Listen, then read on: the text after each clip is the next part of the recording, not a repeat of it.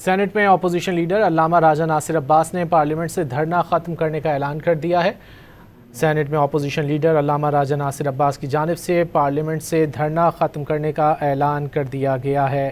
تحریک تحفظ آئین پاکستان کے پلیٹ فارم تلے دھرنا دیا تھا۔ علامہ راجہ ناصر عباس کی جانب سے کہا گیا ہے کہ ہمارا مطالبہ یہی تھا کہ ذاتی معالجین کو بانی سے ملایا جائے۔ بانی پی ٹی آئی نے ڈاکٹر فیصل سلطان کو ملنے کا پیغام بھیجا ہے۔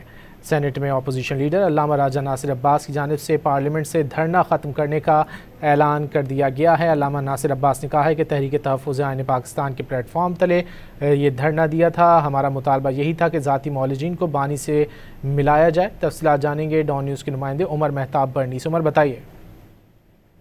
جی بالکل، علامہ راجہ ناصر عباس نے دھرنا ختم کرنے کا اعلان کر دیا ہے۔ علامہ ناصر عباس نے سپریم کورٹ کے باہر میڈیا سے گفتگو کرتے ہوئے کہا کہ جب سلمان صفدر کی رپورٹ جمع ہوئی تو 80% بینائی چلی گئی تھی، تو اس حوالے سے تفتیشناک جو ہے وہ صورتحال تھی۔ بانی پی ٹی آئی نے کئی ہفتے پہلے شکایت کی تو پھر ان کا کیوں جو ہے وہ وقت پر علاج نہ ہو سکا، یہ مجرمانہ فیل تھا۔ ساری فیملی پریشان ہے، ساری دنیا پریشان تھی۔ ہم نے تحریک تحفظ آئین پاکستان کے پلیٹ فارم تلے پارلیمنٹ میں دھرنا دیا، ہمیں محصور کر کے پارلیمنٹ ہاؤس میں رکھا گیا۔ علامہ ناصر عباس نے مزید کہا کہ ہم پارلیمنٹ ہاؤس، کئی ارکان لاجز اور کئی خیبر پختونخوا ہاؤس میں بند ہو کر رہ گئے، ہمارے خلاف مقدمات درج ہونا شروع ہو گئے۔